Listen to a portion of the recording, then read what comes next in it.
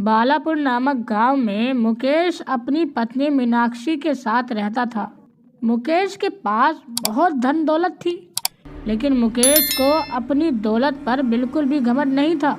मुकेश के पास धन दौलत होने के साथ साथ मुकेश गांव के लोगों की बहुत ज़्यादा मदद किया करता था। मुकेश की गांव में सभी लोग बहुत इज्जत किया करते थे। एक दिन गांव के सभी लोग मिलकर मुकेश को गांव का मुखिया बना देते हैं।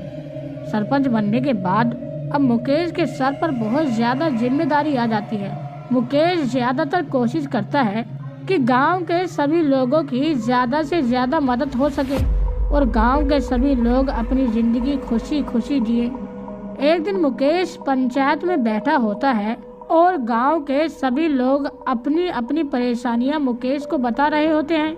मुकेश सबकी बातें सुनकर बहुत ज़्यादा परेशान होता है और वो जंगल के रास्ते अपने घर जाने लगता है। मुकेश को जंगल के रास्ते जाता देखकर लखनलाल सोचता है, गांव के सभी लोगों ने मिलकर इस मुकेश को मुखिया बना दिया। आज तो मैं मुकेश को मजा चखा के ही रहूंगा, फिर कभी नहीं सोचेगा मुखिया बनने की। मुकेश के सरपंच बनने से लखनलाल बिल्कुल भी खुश नहीं था।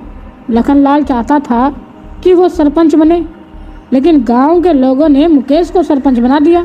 इसलिए लखनलाल मुकेश के पीछे से जाकर चुपके से उसके सर पर एक डंडा मार देता है, जिससे मुकेश की कुछ ही देर में मृत्यु हो जाती है।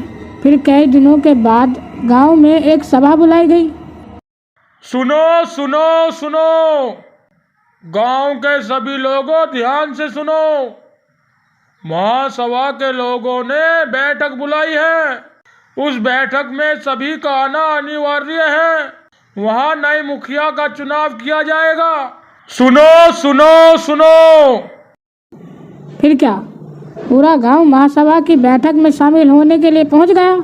तुझे क्या लगता है इस बार अब के नया मुखिया कौन बनेगा? देख भाई, तू तो जानता ही है मैं इन झंझट में नहीं पड़ता।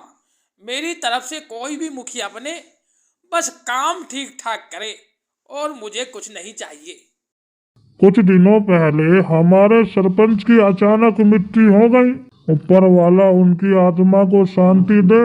आज मैंने तुम्हें यहाँ इसलिए बुलाया है कि मैं तुम्हें बता सकूं कि अब हमारे गांव को एक नया मुखिया की जरूरत है। अब भला कब तक मुखिया का पद खाली रहेगा?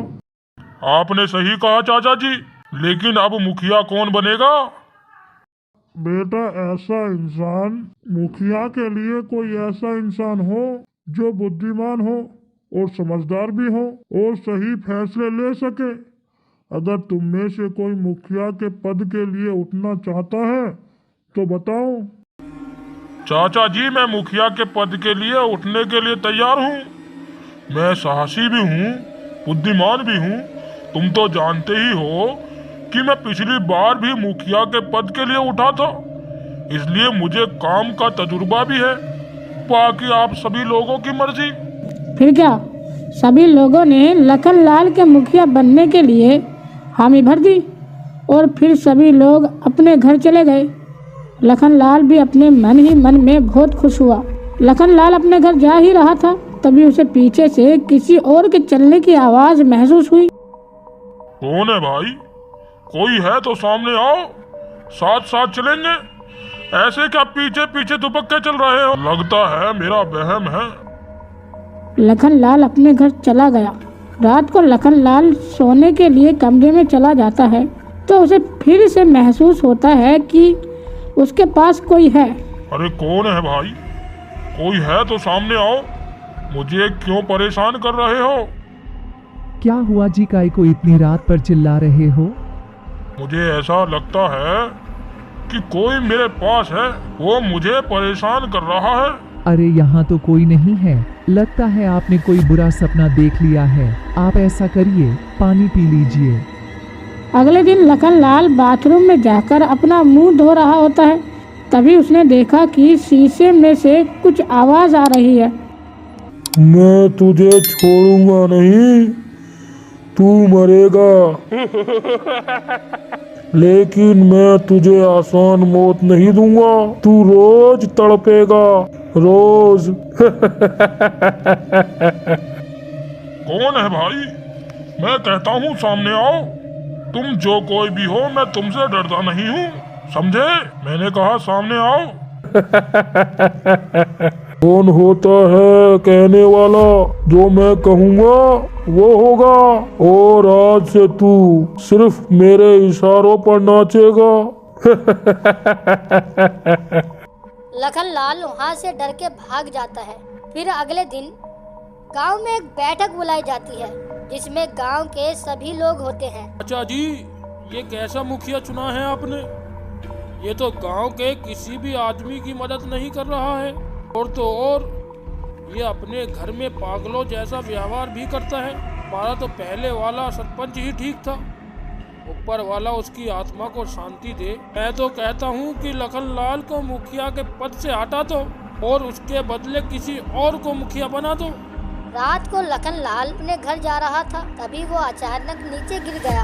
ओह ओह ओह, कौन है? कौन है? किसने गिराया मुझे?